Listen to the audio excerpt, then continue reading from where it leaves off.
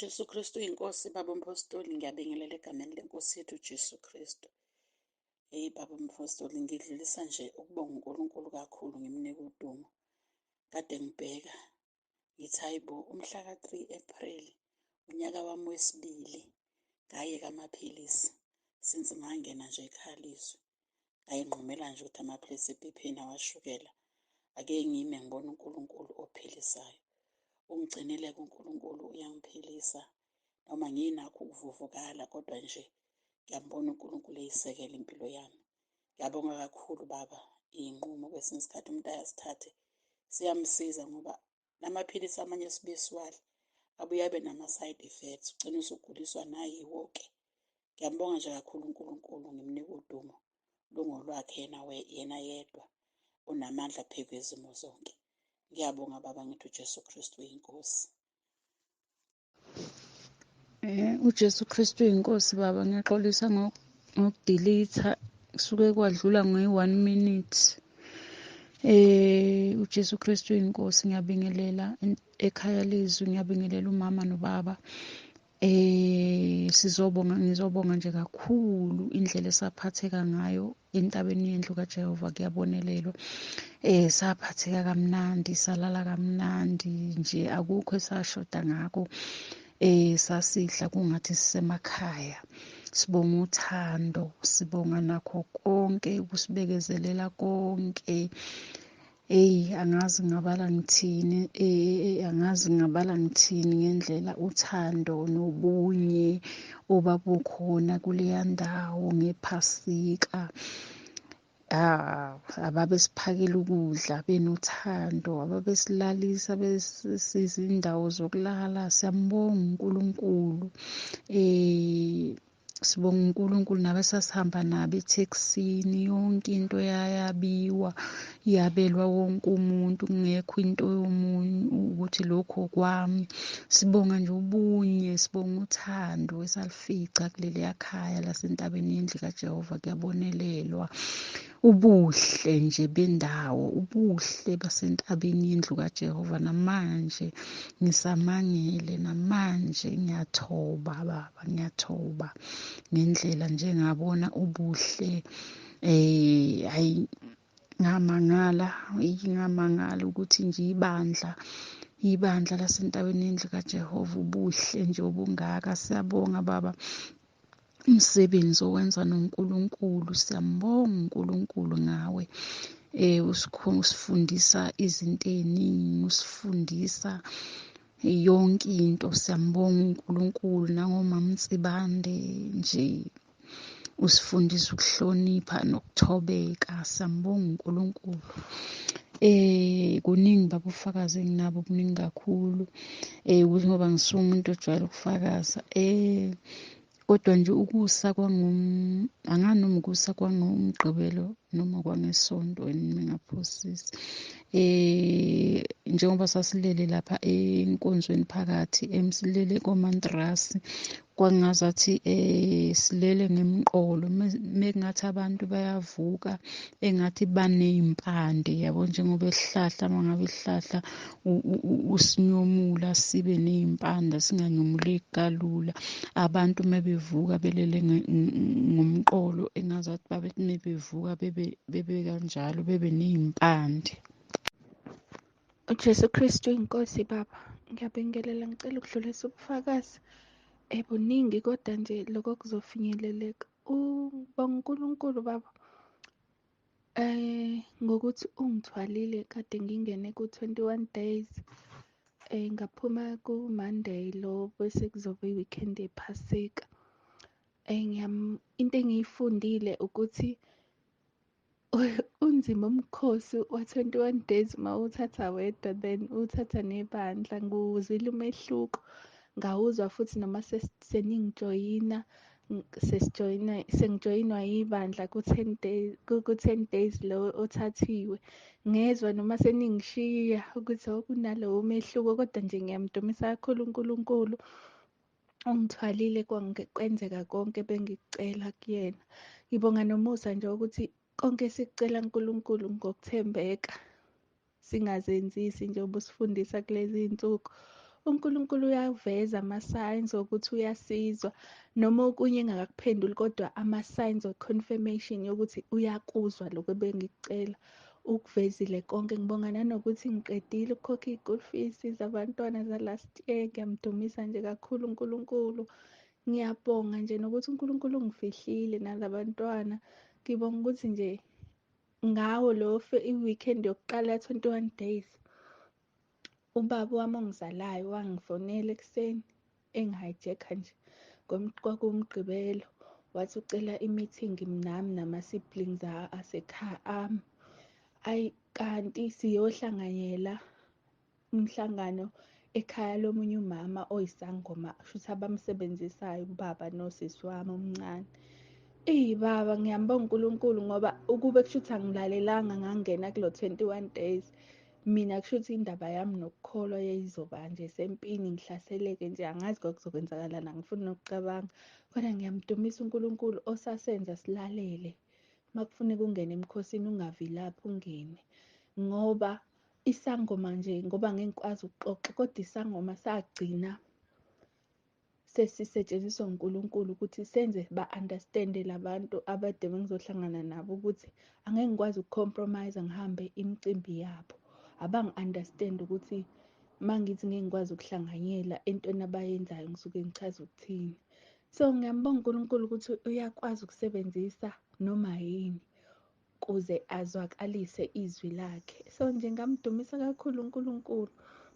Ngiyabonga nje kakhulu baba, ngiyamdumisa uNkulunkulu kakhulu. Kuningi angenzela kona naziveza ngakho ukuthi-ke isikhathi siba sincane. uJesu Kristu inkosi. uJesu Kristu uyinkosi. Ngiyabingelela ubaba Msibande nomama Msibande egameni lenkosi yethu Jesu. Ngibingelela ekhayeni leZwi nasentabeni indlu kaJehova. Ngizosho ubufakazi. Kuthe sizongena ku-10 days. Ku-10 days ngagula. Kwakuyi-Friday before sizongena ngeMonday emkhosini. Ngaphathwa yipeni ohlangothini lwaka-right. Ngase ngithatha umkhuleko kaRomans 10 verse 9. Ngawukhuleka, ipeni yakhona yehla, kepha ayizange iphele. Yangibamba ipeni nge-Friday, Saturday neSunday. NgeSunday ngavuka ngayokhonza entabeni endlu kaJehova eSoweto. Safike sahlanganyela. Kuthe sekulate sengibuyile endlini ukuyokhonza, ngezwe ipeni siphelile. Ngamdumisa uNkulunkulu. Kwafika la mazwi akuPsalms 133 lapho ethi kunesibusiso ekuhlanganyeleni nabazalwane. Ithi bheka kuhle kumnandi kangaka ukuba abazalwane bahlalisane ndawonye bemunye. Kufana namafutha amahle ekhanda ehlela esilevini, isilevu sika-Aroni ehlela nasemphethweni wezambatho zakhe. Ngamdumisa uNkulunkulu ukuthi ungiphilisile.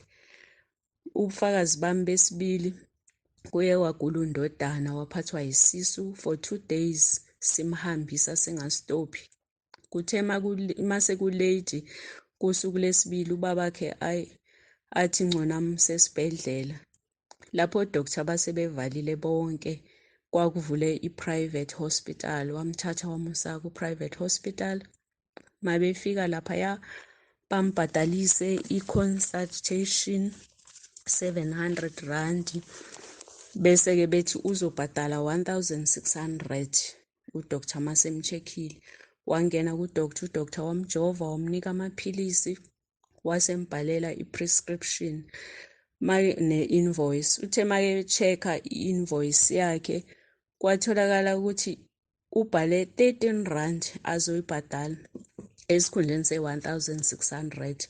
Siyamdumisa uNkulunkulu, siyambonga, siymphakamisa ukuthi uyasinakekela nabantwana bethu. Sibonga iy'mfundiso zikababa, sibonga nokuba sekhaya leZwi. uJesu Kristu uyinkosi. uJesu Kristu uyinkosi. Ngibingelela ubaba nomama nabazalwane bonke. Ngicela ukudlulisa nje lobu bufakazi engithe sengitshontshwa ebusuku ngavuka ngakhuleka ngathembisa ukuthi nangichazelwa isizathu ngizofakaza ngabo, ngiphuphe ngiphaphameze nje sengithi ngamukela uKristu wesibili, awungavuka ngakhuleka ngathi ngiyacela ukuthola isizathu ukuthi kungani ngizobudlulisa lobu bufakazi. Ngase emkhulekweni wami ngachaza ukuthi mina ngimukele uJesu Kristu waseNazaretha ophilayo. Ngangike ngayithola-ke impi yalokho futhi ukuthi ngithi ngimukele uJesu Kristu ophilayo ngesikhathi ngingena ekhaya leZwi. Manje nase kufika lesi sikhathi-ke sengichaza kanjalo, nangempela ngalithola ihuku ukuthi bekunezono ebezingavunywanga, wangimbulela uNkulunkulu. Ngakho ngicela ukubudlulisa nje lobu bufakazi nokunye ukuthi ngiku-40 days fasting,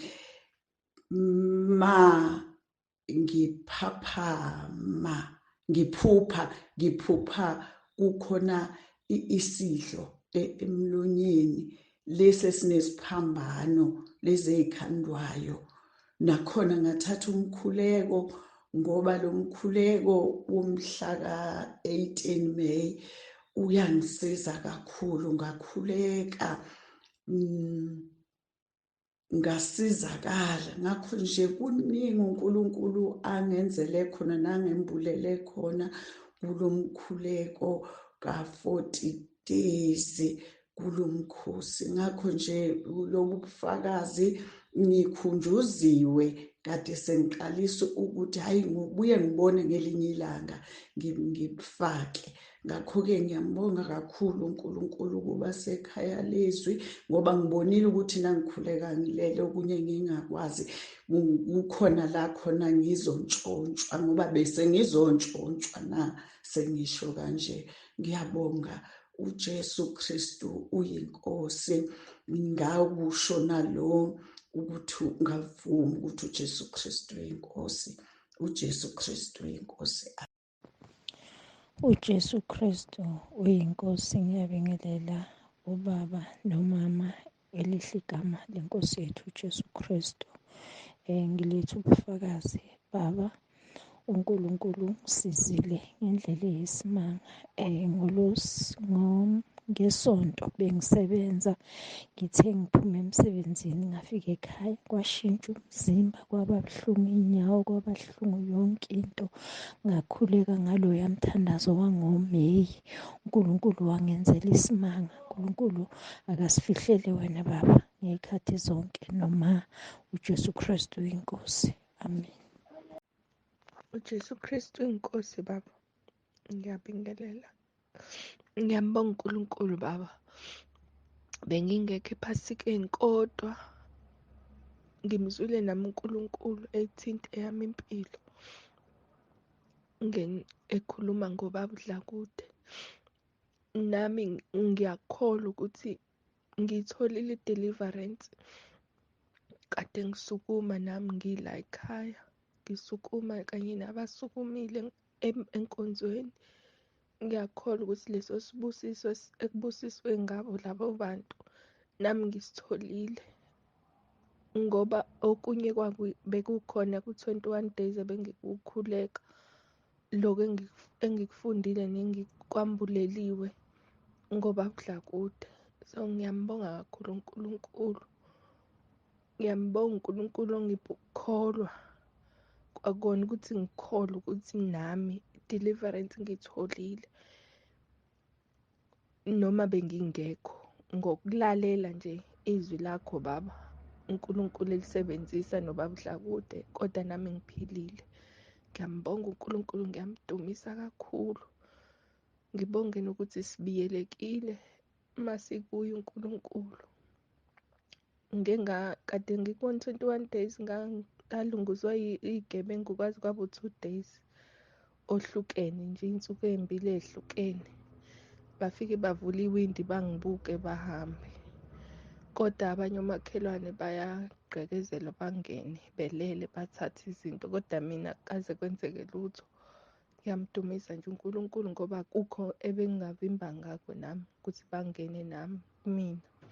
Kodwa amandla kaNkulunkulu, uma ngabe ethi uNkulunkulu ezwini lakhe wenza iy'khonzi zakhe zibe amalangaba omlilo, kuvuke lelo lizwi nje kumina. Ngabuka ukuthi mhlampe babuka ilangabi lomlilo cause ngilala neBhayibheli futhi ngilivulile la eduze kwami ngoba uma ngivuka ngeke ngikhuleke. Ngiyambonga nje uNkulunkulu osivikelile nathi, akusikho ukuhlakanipha nokwazi kwethu, kuwumusa kaNkulunkulu. Ngibonge nje kuningi uNkulunkulu angenzela kona. Yazi ukuthi usathi udlinza ngento uyayicela ngokudlinza, ubone uNkulunkulu esekwenzela ngampela leyo nto. Uma ngithi usuthisa ukulangazela kwethu, ngizibona ngiphila leyo mpilo manje ukuthi uNkulunkulu angisadingi ukukhuluma but ngokuthula ngikhulume leyo nto ngomdlinzo. uNkulunkulu uyangenzela, ngithi nje uJesu Kristu inkosi. Ngiyamdumisa kakhulu. uJesu Kristu inkosi.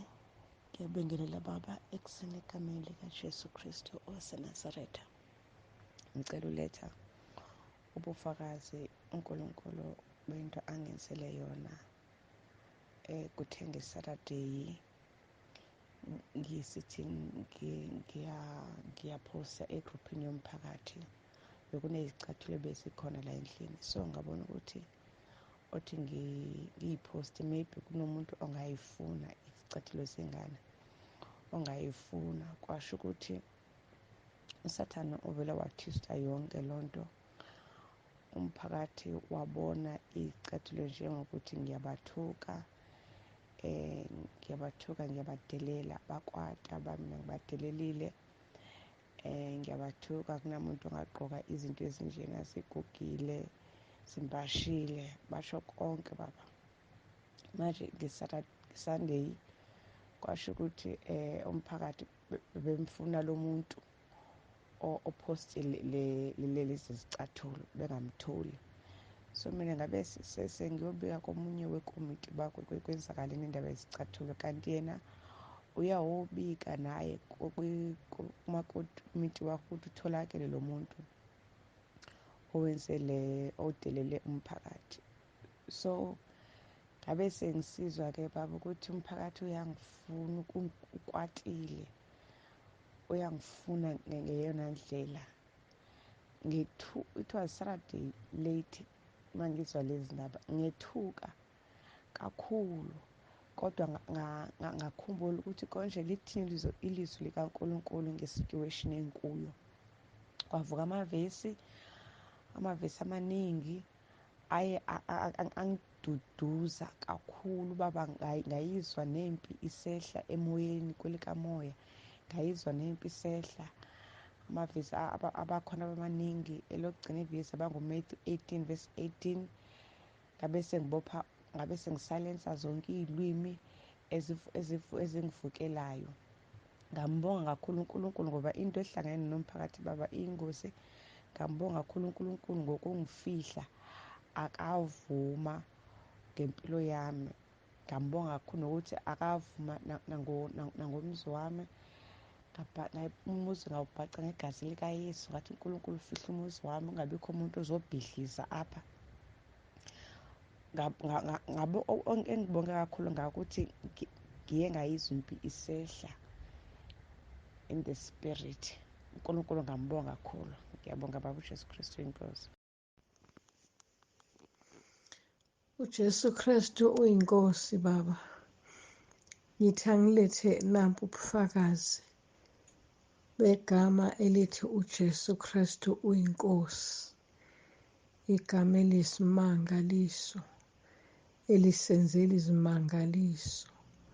Sike saba sebhenki kwezinye zezinsuku siyikho-op siyovula i-akhawunti. Uma sifika ebhenki izinto zethu zonke azihlangene, akuhlangene lutho. Sifike ngayizolo sizame ukwenza kungenzeki, sihluleke kuthiwa siphinde sibuye ngakusasa. Sabuya ngakusasa, abanye baphuthuma phambili bayobamba ulayini, saba abokuqala emnyango webhenki. Uma sifika ngaphakathi ebhenki, sifike futhi izinto zethu azihlangene. Intombazane eyayisiza yayinobukeka inoshiki. Ngasi sihleli phansi silungisa. Ngangilo ngithe uJesu Kristu uyinkosi, uJesu Kristu uyinkosi, uJesu Kristu uyinkosi. Ngilisho ngenhliziyo leli gama. uNkulunkulu wasenzela izimangaliso. Intombazane yasilungisela ngaleli gama likaJesu elithi uJesu Kristu uyinkosi. Yagcina sekuyiyona esidwebelayo la kufanele kudwetshwe khona, esigcwaliselayo la kufanele kugcwaliswe khona. Kwaphela ushike entombazaneni ngendlela eyayinoshiki ngayo. Kwakufanele isikhiphele eminyango ithi asihambe siphinde sibuye ngakusasa.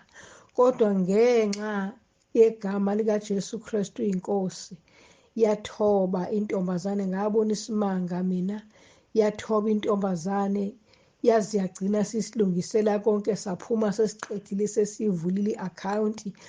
Ngabonga umusa kaNkulunkulu, ngabonga lona leli gama engangilo ngilisho ngenhliziyo. Babhizi abanye bayagcwalisa ngemina, ngilisho ngenhliziyo ngithi uJesu Kristu uyinkosi, uJesu Kristu uyinkosi, uJesu Kristu uyinkosi. Baba, siyambonga uNkulunkulu ngekhaya leZwi sinokusifundisa igama likaJesu eli-powerful ngale ndlela ukuthi nje uJesu Kristu uyinkosi kuvula iminyango, kuvula iminyango evaliwe. Siyambonga uNkulunkulu ngaleli gama likaJesu elisenzela izimanga. Siyabonga Baba, ngithi angidlulise nje lobo bufakazi. uJesu Kristu uyinkosi. Amen. uJesu Kristu inkosi. Ngiyabingelela kubaba nakumama uNtsibande egameni lenkosi yethu uJesu Kristu. Ekuseni ngithi uJesu Kristu inkosi. Baba, ngiyambonga uNkulunkulu owangifaka ekhaya leZwi. Baba, ngiyabonga ukufundiswa izwi leqiniso. Ngiyambonga uNkulunkulu wangenzela umusa ngahliqandana nobaba uNtsibande. Baba, ngibonga ukufundiswa iqiniso elimsulwa elisusa umuntu esonweni limuse kuNkulunkulu. Baba, ngisanda ukusindiswa, ngiphuma esontweni. Ngangena baba enkonzweni yayinomprofiti baba owayekade impela eprofita baba eprofita zona iy'namba zama-ID, eprofita ukuthi uhlala phesho nje baba, izinto nje lezo zaziyo baba.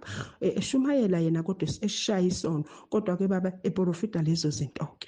Hayi, ngajabula baba, ngathi hawu kanti nasekusindisweni kunje khona abantu abanje. Ngingazi mina baba ukuthi nasenkonzweni kukhona umoya omubi ongesiwona waNkulunkulu. Ngazi ukuthi nje mina ngoba kubizwa igama likaJesu kusho ukuthi wona umoya. Banamanga laba bathi umoya wobumnyama lona. Hayi, ngahlala baba sakhonza kwaze noma sebeyeka abanye bebona mina ngathi hayi banomona nje, umona shuthi bafuna ukufana naye ngasala. Baba wethu imethandaza babesha izilimo nami baba ngize ngimkopishe ngimlingise. Baba wake wafika ngelanga wasithela wasigcoba ngamafutha sonke, wathi usifaka ugcobo baba. Sasiyiswe emanzini njalo ngonyaka ngoJuni baba, kuthiwe sasogezwani njalo kodwa ngoJuni ngonyaka lonke ibandla. Baba, ngiyabona ukuthi umoya omubi wangihunga lapho kangangoba baba sengiyezwa uNkulunkulu mekhuluma kanje baba ukuthi cha, ukhuluma nami akukhonzeki mina baba, angizwi injabulo yokukhonza uNkulunkulu. Ngiyacela baba uNkulunkulu abe nomusa empilweni yami, angitakule, angithethelele. Ngangingazi, ngiphuphuthekile, ngivuma konke, ngikholwa ukuthi ngoba kukhulunywa ngoJesu kuyikona. Ngiyacela uNkulunkulu abe nomusa baba empilweni yami. Baba, ngiyambonga kakhulu uNkulunkulu. Qhubeka baba usifundise abaphumayo baba, angazi ukuthi bafuna liphi baba iqiniso. Baba, thina sifuna ukufinyelela ezulwini. Siyambonga uNkulunkulu baba, siyacela uNkulunkulu asiphilisele wena nomama, akubiyele baba, akukhulise ngaphezu kwalokhu. Ukhule baba, ukhula ngazi baba. Siyabonga nabantwana bethu baze bafinyelele. Baba, ngazi ngathatha nesithombe somntwana nami ngasisa kulelo altar lalapho, ngithi ngomcelela umsebenzi nempumelelo. Ngathi noma sengiyeka baba sasala lapho. Nkosi, ngicela ubaba uNkulunkulu angikhulule kule mimoya baba, ngizwele injabulo yokukhonza uNkulunkulu ngisebukhoneni bakhe. uJesu Kristu inkosi. Ngiyabonga. Jesu Kristu inkosi. Ngiyabingelela baba uNtsibande. Ngifisa ukubonga kakhulu baba uNkulunkulu. Ngishare ubufakazi nobaba noma ngiyekudlulisa. Sisemkhosini ka-21 days nganginesicelo sokuthi uNkulunkulu akangiphe nje ukuqongelela imaterial yokwakha u-3 room. Kuthi kuphela unyaka ngibe sengiqoqile, mhlambe-ke ngibe sengiqalela-ke masuphela unyaka ukwakha. Kuthi ngo-day 9 womkhosi ka-21 days, mangiya ekuqedeni umkhuleko wami ngaleso sikhathi, kufike nje ukuthi angikhansele i-medical aid, angizokuyidinga. I-medical aid yami-ke baba uNsibanda indale ka-2015 ngangingaze ngacabanga nje ukuthi ngiyikhansele.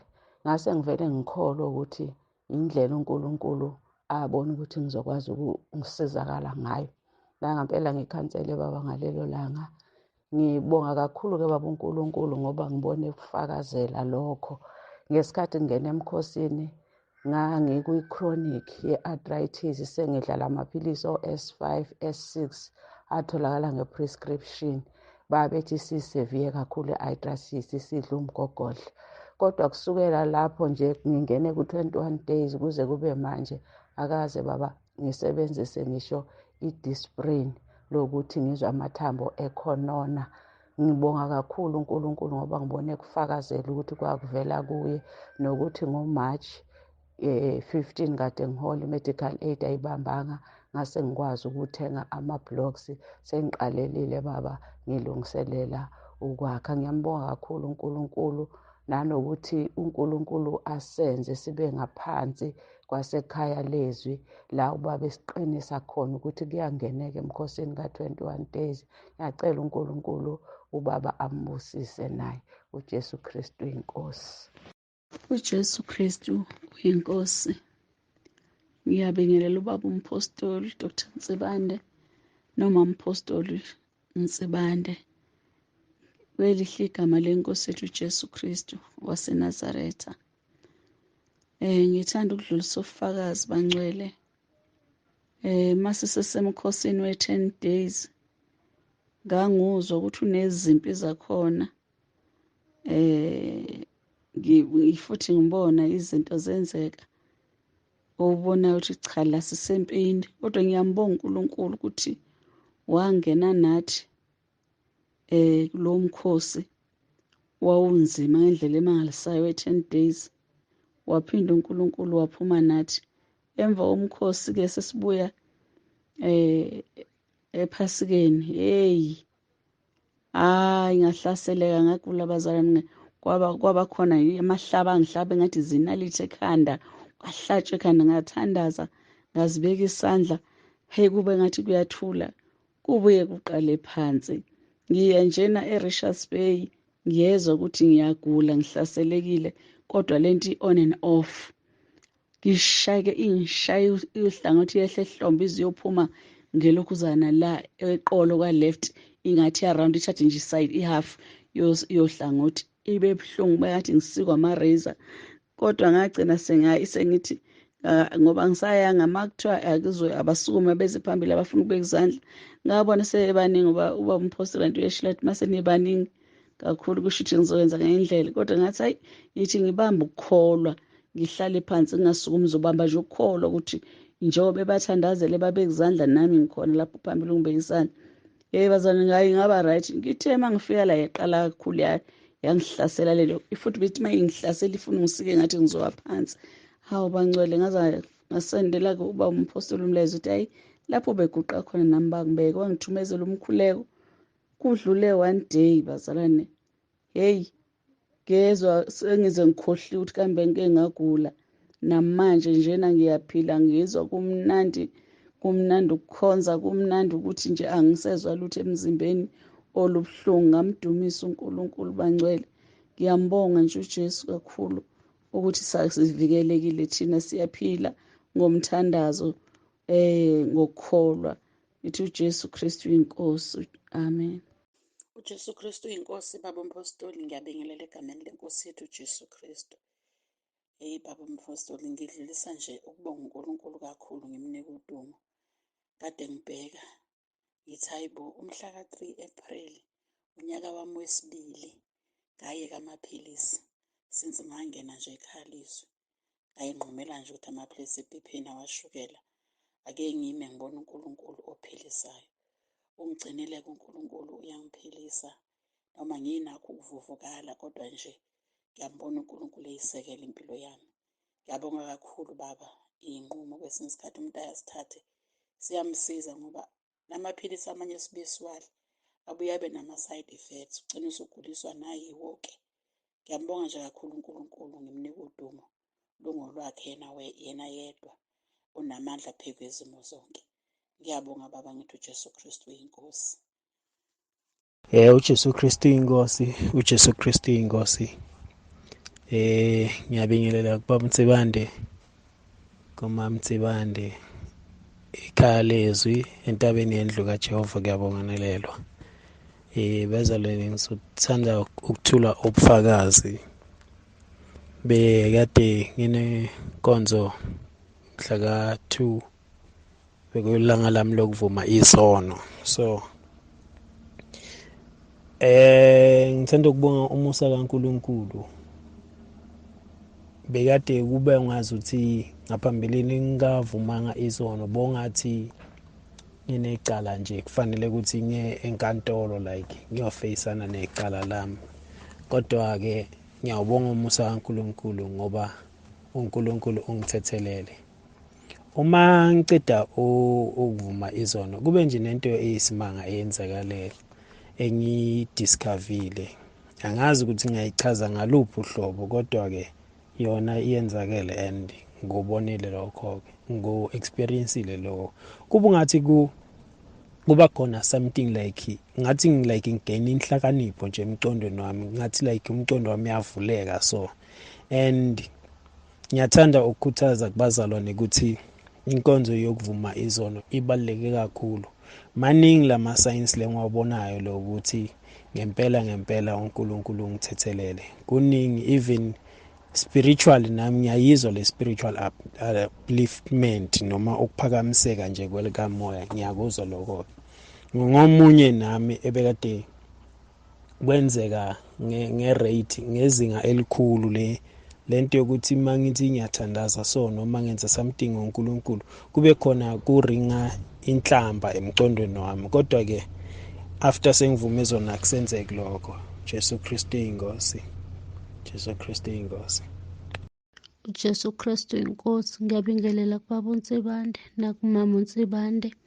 Ngibingelela ekhaya leZwi nasentabeni yendlu kaJehova kuyabonelelwa.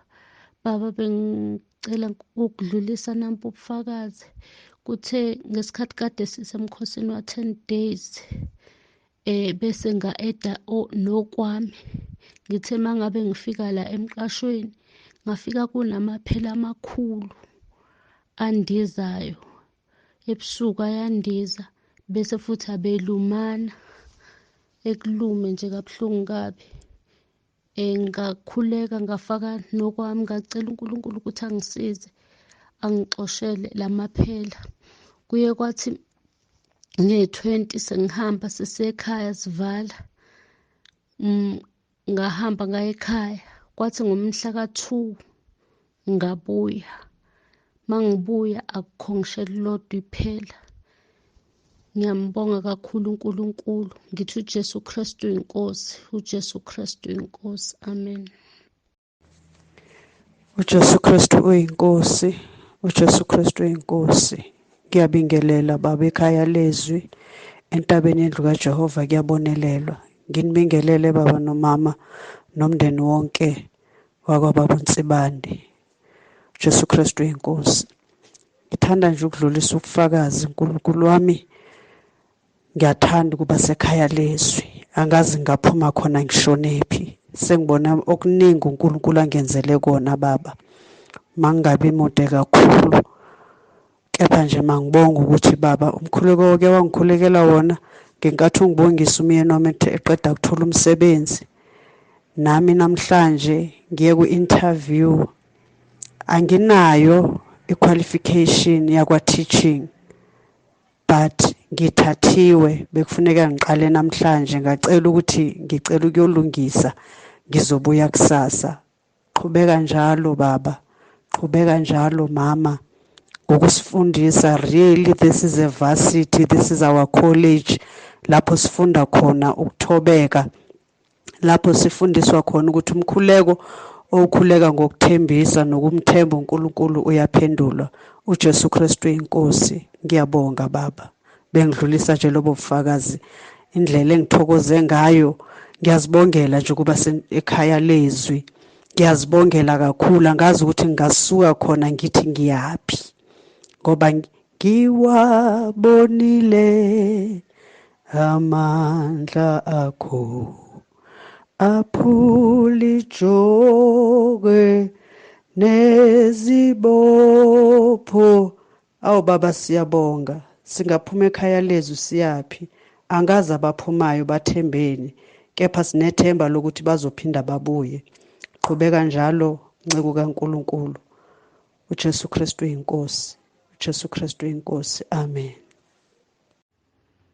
Jesu Kristu inkosi baba. Ngiyaxolisa ngokudilisa beyeqile ngo-1 minute. So angifuni ukuthi ngihambise emva ngoba ngiyazi ukuthi isongo. Ngixolisa ngalokho. Delete. Hey, mina baba ngithanda ukubona inkonzo yelimi. Umuntu uyafunda everyday. Kodwa nje ngiyacela ukuthi uNkulunkulu asisize futhi asithethelele kunokuthi siphume ekhophini. Uphumele iqiniso ekubeni uNkulunkulu yebile inkonzo uzenze ngoba vele afuna uzivula amehlo ukuthi sibone ukuthi kunento erongo isiyenzayo singazi ukuthi senze into erongo. So nje ende umoya uyathelelana lento le iqiniso ende futhi kwamanye amabandla thina kufana nathi bacala ukusitshela nje mangiqala ukuzwa umfundisi wethu beka-right bekanganazo lezi zinto lezo wahamba wasihlanganisa nomunye umfundisi jikijiki sokuthi kumele upractice noma yena bekangibhaleli phansi mara bekathi nje vele nje ukhuluma into engayenzi sense usho ukuthi uyasiplanela nje ukuthi ukhuluma into engekho kahle. So mina ngathi ngavele into abangingeni vele angizange banake. Kodwa ngikhumbula kahle ngelanga bekudlala i-TV ngibhekelele omunye umama so umama vele uyathanda usithandaza ngelimi. Later that day hayi sengizizwa nami sengithi ngiyathandaza hayibo naleli ilimi lami litshintsha. Semanje masukhuluma ukuthi abanye abantu lezinto lezi like bayayenza ukuthi mabaza kini bakhulume ngale language. So angazi ukuthi maybe nami ngathola lowo moya that day ngibhekelele lo mama because leyasesontweni lokuthi vele ukhuluma into ongayazi angizange nje ngiyithathe enhlokweni.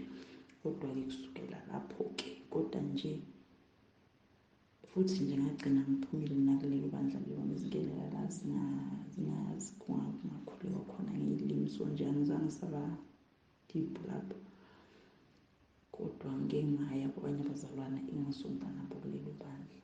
Hayi mase ngibezwa bakhuleka nami ngey'limi kwaba nje nento engingayitholi kahle noma nginga-understand-anga ngathi maybe ukuthi vele lento le angisayijwayelanga, maybe that's why ngifila kanje. Abakhuleka and then baphinda futhi bangibiza bebane-night prayer. Umfundisi wabo cha ngambona-ke straight nje afunde efonini iy'limi. Manje mina ngiyabheka ngithi uma ngithi ngiyaphakamisa amehlo ayisithelisa ifoni kodwa nje naloko kwaba yisimanga kimi. Kodwa nje uNkulunkulu mina ngiyamthanda futhi ngiyambonga ukuthi uNkulunkulu akasilahli futhi angeke asishiye. And ngempela kumele nje uNkulunkulu asisize sizithandazele sizicelele uxolo ukuthi uNkulunkulu silahlekile siyibandla. Jesu Kristu inkosi. Zinhle unjani sisi? Unjani? Hey sisi, angazi ukuthi ngingathini, angazi. Uyazi inkosi yami Zinhle, ingane kade ngisabile ekuseni ukuyibuza ukuthi ilale kanjani. Manje yavele yangisendela-ke i-message. Yangitshela ukuthi iyabonga, ingibonga ithi ngiyabonga kakhulu ma ngilale kahle esuku, ngilale kahle. Ngisi mina kubonga mina mfana wami kodwa wena ungabongi. Qhubeka nje nomthandazo lo engikusendele wona, ukuthembele uNkulunkulu, ubeke ithemba lakho kuyena. Uhlale njalo wazi ukuthi uJesu Kristu inkosi empilweni yakho noma ngabe useklasini noma ngabe wenzani. Uthandaze wona, iwona oyisihlangu sakho yokuvikela. Awuvikelwa yimina, uvikelwa yiwona lowo mthandazo. Nami ngathunyelwa wona ukuthi kube wona ongivikelayo, akusimina engivikela wena. Iwona okuvikelayo uNkulunkulu okuvikelayo ukuthi uhlale wazi wena nje ukuthi uJesu Kristu uyinkosi. Yabo sisi, nami ngazama nje, nami ngazama nami ngamandla nami ukuthi ngimfake lolo gqozi lolo nami engeke ngilifakwe nami, ngoba phela nina ngoba nifaka thina izinto nisisiza ukuthi sigqugquzeleke ngazo. Ngesikhathi zinhle mina into ngithembela kuyona, ngikholelwa kuyona, ngidlulisela phambili. Yabo nje angazi sinomkhuleko wakhe, angazi ususize iy'nkumbi zabantu ngoba nami ngimile ngawo. Whatever muntu osenkingeni ngimgaxa wona. Umuntu mehlelwe yinto ngangamnika ingasalungi, ngiye ngize ngiyisole ngithi ukube ngamnika loya mthandazo njengawunika ozinhle mhlampe ngabe u-right. Yabo nje yonke nje leyo nto. uJesu Kristu inkosi Baba, ngizodlulisa ubufakazi. Ngiyaxolisa ukuthi ngikuthumele lethu ubufakazi bami, kungasho ukuthi uNkulunkulu akukho akangenzela khona.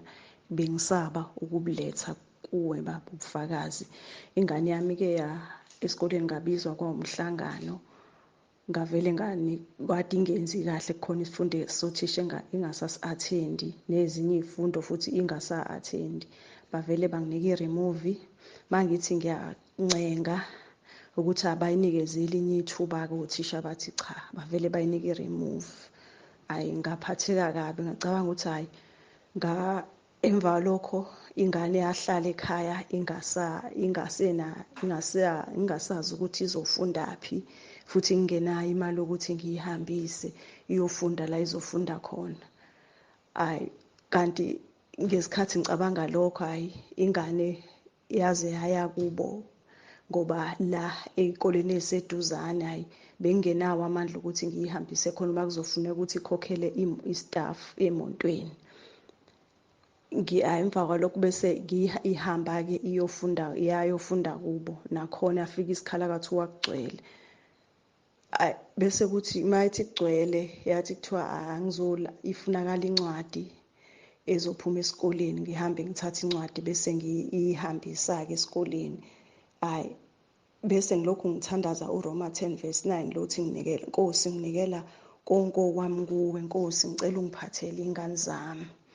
Emva kwalokho kuthi ngakusasa bese ngicabanga hhayi ngihambe ngiyokhokha okweshumi. Emva kwalokho ngithenge ne-airtime yokuthenga idatha u-1 gig engizolalela ngalo iy'nkonzo.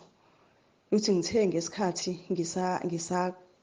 ngisakhokha esitolo, kanti ngala ngithe ngiqeda nje ingane yayingithumelela imeseji. Uma ngiyifonela athi hhayi wema, sebengithathile esikoleni lesi esinye, sekulunge konke. Ngithe kusenjalo kwangena imeseji ephuma eThekwini kaSira ukuthi isira yakhe isi-right, sekushoda igrade eyodwa ingavela nomnini. Ngithanda ukubonga kakhulu uNkulunkulu, ngiyambonga ngiphezi, ngiyambonga imisebenzi yakhe yonke yomusa akangenzela yona ngingeyilutho phambi kobuso bakho. uJesu Kristu inkosi, ngiyabonga.